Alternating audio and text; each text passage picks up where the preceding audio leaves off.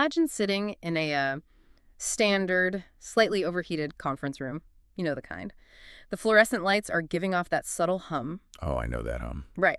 And you are like 10 minutes into a scheduled 40-minute presentation, and the person at the front of the room has just used the word leverage for the fourth time. Uh-oh. Yeah. By minute 20, they hit 14 leverages. And if you are being completely honest with yourself, you aren't processing a single piece of actual data in that presentation anymore. You're just, you're silently tallying up the uses of the word, waiting for the next one to drop, like you're trapped in the world's most boring drinking game. You're totally checked out. The content just completely evaporates at that point. I mean, the listener is left just staring at the jargon, having fully abandoned the underlying ideas because the language itself has become like this giant wall between the speaker and the audience. Exactly. And today's deep dive is dedicated entirely to tearing down that wall. We are dissecting a really fascinating script from episode 8 of the show, Sharp English. Have you heard this one? Yes, I have. It's a great episode. It really is. So the host of that show, Marcus, who serves as this highly experienced perceptive guide, and Zara, who steps in as a proxy for the everyday professional, they just take dead aim at corporate buzzwords. And our mission here is to help you decode this language. We're looking closely at the vocabulary that makes perfectly intelligent people sound like, I don't know, a printed corporate brochure from 2009. Oh, totally. The 2009 brochure energy is so real. Right. And we are going to explore how replacing it with clear, impactful English just fundamentally changes how you are perceived. And, the stakes here are much higher than just avoiding a few annoying cliches. These buzzwords, leverage, synergy, alignment, they function as the default vocabulary people absorb the literal second they enter a professional environment. You hear them everywhere. Everywhere. You hear them in all-hands meetings, you read them in strategy decks, and you subconsciously internalize the idea that, well, this is simply how serious adults speak in business. But the source material highlights a critical vulnerability here, especially for non-native English speakers. Yeah, that part was really eye-opening. It is because these words often serve as their very first professional vocabulary, and they sound incredibly official and fluent. But Marcus makes this devastating observation. He says, when you rely on these words, you quietly lose the room. Ouch. Right? People don't dramatically walk out. They just, they subtly stop giving your ideas their full weight. Man, losing the room quietly. That is a pervasive problem. But before we start ripping these specific words out of your vocabulary, we have to unpack the psychology behind, like, why exceptionally smart, capable people lean on them in the first place. Yeah, why do we do it? Well, Zara shares a narrative in the source material that captures this perfectly. She describes being 18 months into her first major corporate role, right? And she's delivering this cross-functional presentation. She had done all the analytical work.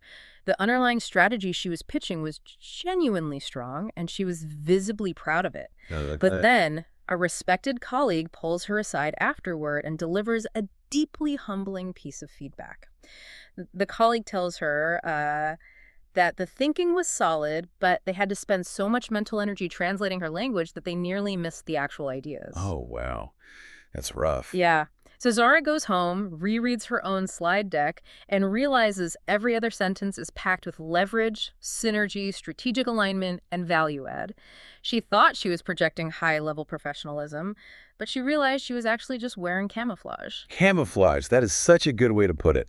It's exactly like showing up to a meeting wearing a suit that is like 3 sizes too big. You put it on because you think, oh, this is formal. This is what executives wear. But because it doesn't fit your actual shape, it just hangs off you. Wow. You're trying to project authority, but the oversized fabric just makes you look lost, like you're playing dress up. The oversized suit analogy perfectly captures the paradox of camouflage language. I mean, it hides behind the auditory signals of importance without delivering any actual substance. Marcus points out that jargon is frequently a symptom of a speaker not being entirely sure what they want to say. Ah, so it's a cover-up. Exactly. A big blurry word is just thrown into the middle of a sentence to cover up the fact that the underlying thought hasn't been fully resolved yet. And if we look at the empirical data behind this, the source brings in a really compelling study from the University of Michigan that quantifies the damage this does. Right, the University of Michigan study, this blew my mind. It's fascinating. The researchers found that people who use concrete, specific language in professional communication are consistently rated as more intelligent and more credible than people who use abstract or jargon-heavy language. But the wild variable here is that this penalty occurs even when the underlying ideas are identical. Identical, yes. And the mechanics of how the brain processes language actually explain this penalty. So when an audience hears concrete language, the brain registers the idea immediately. Boom.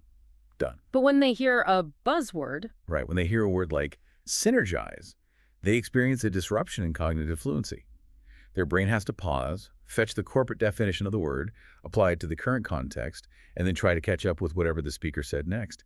The brain literally has to burn more calories to translate the abstract concept into a concrete picture. and the brain does not like burning extra calories. No, it resents that extra cognitive load. And because of that, it unconsciously penalizes the speaker. It rates the communicator as less credible, less confident, and less intelligent. That is so wild. You could bring the most innovative, mathematically sound idea into the conference room, but you will lose the funding to someone with a mediocre idea who simply uses, frictionless language. Frictionless language, Yeah. exactly. The ideas cannot do the work if they are buried under the cognitive tax of jargon. So to fix this, we have to systematically remove the specific pieces of that oversized suit. Marcus and Zara actually categorized the worst offenders into a list that they call the Big Five corporate masks. The Big Five. Okay, let's get into them. The first mask on that list is the exact word that ruins 40-minute presentations: leverage. Ah, It's specifically when used as a verb, like we need to leverage our existing customer base or let's leverage the data. The structural flaw with leverage is that it is a verb entirely devoid of action. Yeah, that doesn't actually mean anything. Right. It simply signals to the room that a resource is being touched, but it refuses to specify the mechanics of what is actually happening to that resource. And Marcus advises that the replacement must be a specific verb that paints a picture of those mechanics. So if you are discussing data, just saying you're using the data is perfectly acceptable, plain English. But to be really sharp, you specify the intent, you activate the data, you build on the data, or you draw from the data. Zara emphasizes that activate, for example, carries inherent intent and energy. Yes. When a senior leader hears the word leverage, their brain translates it as a filler word masking a lack of direction. But when they hear activate, they register a deliberate, executable plan. It's a huge difference. It really is. Now, if leverage is the mask we use to hide what we are doing with a single resource, the next word on the Big Five list is the mask we use to find what happens when multiple resources or people interact. Synergy. Synergy. It's a fascinating case study in linguistic degradation, honestly. Degradation. Tell me more. Well, decades ago, it had a highly specific mathematical application in business. It described a state where two combined elements produced a result demonstrably greater than the sum of their individual parts. But over 20 years of corporate overuse, it has been stretched so thin that it has lost all its original weight. Today, it's simply a hollow placeholder for working together. It is the ultimate relic of a 2009 corporate brochure. It carries this veneer of formality, but it instantly dates the speaker. Totally. So the replacement strategy here requires articulating the actual mechanics of the collaboration. Rather than saying, our teams have great synergy, you describe the specific dynamic, like these two initiatives reinforce each other, or combining these departments creates a capability neither can achieve alone. You're giving the listener a sentence built on structural reality rather than just the mere sound of business. Reinforce each other is such a vivid phrase. The listener can instantly visualize two pillars supporting a common structure. That visual clarity is what Marcus refers to when he says, synergy is a shape without a picture. A shape without a picture. I love that. The brain recognizes the vague outline of a business concept, but it cannot see the details. Clear language replaces the shape with a high-definition picture. Okay, so moving from the interaction of teams to the outcome of that interaction brings us to the third mask: value add. Well, this one is everywhere. Everywhere. We constantly hear phrases like, this feature is a real value add for the client. The danger here is that the phrase has become an involuntary reflex in corporate speech. It's deployed so automatically that it no longer communicates any specific benefit. It operates as this vague gesture towards something positive without ever committing to a definition. Exactly. I mean, a value add could theoretically mean an unexpected software feature, a price discount, a strategic advantage, or just simply a justification for a higher fee. Because it could mean anything, it effectively means nothing. So what's the fix? The solution is to replace the vague gesture with the exact measurable benefit. Instead of declaring a process of value add, you state, This reduces onboarding time by 2 weeks. Alternatively, this provides the client with market data they cannot easily source elsewhere. Okay, so the abstraction is replaced by a concrete, measurable fact. I like that. Now, this brings us to the fourth mask on the list, and I'm actually going to push back on the source material here. Oh, let's hear it. The phrase is going forward, as in that was the old process, but going forward, we will prioritize mobile development. I catch myself using this constantly, and I use it because it feels structurally necessary. Like if I am in a meeting trying to pivot a team away from a failed strategy, I feel like I need a verbal line in the sand. I need a transitional marker. And that feeling, the feeling that it provides structure, is very common. But Marcus introduces a stress test that reveals its true nature. Test the sentence with and without the phrase. Compare, going forward, we will prioritize mobile against the simpler, we will prioritize mobile. The fundamental meaning, the directive, and the timeline remain entirely unchanged. But wait, if I am trying to correct past behavior, just using the future tense of we will prioritize feels, I don't know, too soft. It feels like it lacks the necessary friction to register as a real pivot. I get that. But if the situation requires a definitive break from past behavior, Marcus argues that going forward is still too passive to accomplish that goal. It's essentially corporate fluff masquerading as a pivot. Fluff masquerading as a pivot. Ouch! If you truly need to establish a hard boundary, you use active declarative markers. You say, starting now, we will prioritize mobile, or from this point, our focus shifts. Those phrases command attention. Going forward just softens the transition so much that the pivot loses its urgency. Okay, that makes sense. The future tense does the heavy lifting, and if it really needs an anchor, starting now provides actual gravity. All right, I concede. Good. So, the desire to soften transitions leads perfectly into the final mask of the Big Five, which is arguably the most insidious: strategic alignment. Yes. The phrase, we need to ensure strategic alignment, sounds like top-tier leadership material. It projects authority and sophisticated organizational management. Yet its primary function in modern corporate dialogue is to paper over actual human tension. When a professional says, we need strategic alignment, the underlying reality is almost always just, we need to agree. Jargon manages the optics of a situation, while plain English manages the reality. Marcus highlights why plain language is vastly superior in these moments, stating, before we proceed, I want to make sure we agree on the direction, is a profoundly honest sentence. The word agree inherently acknowledges that disagreement is a real, valid possibility within the room. That's the key right there. Strategic alignment frames human friction as a mechanical failure.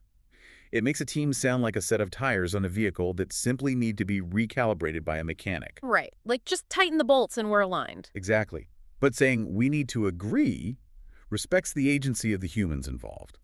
It acknowledges that intelligent people with different viewpoints naturally experience friction, and that friction must be navigated, not ignored. Direct language doesn't hide from tension. It actively manages it. Okay, so stripping away these heavy strategic buzzwords exposes another layer of the corporate environment, because it turns out the everyday conversational connective tissue we use in emails and chats is also heavily booby-trapped. Oh, absolutely, the digital traps. Right. The source material highlights two very common, supposedly polite filler phrases that quietly sabotage professionals. The first one is a real staple of digital communication. As per my last email, or as per our discussion. That's per my last email. The classic. It is.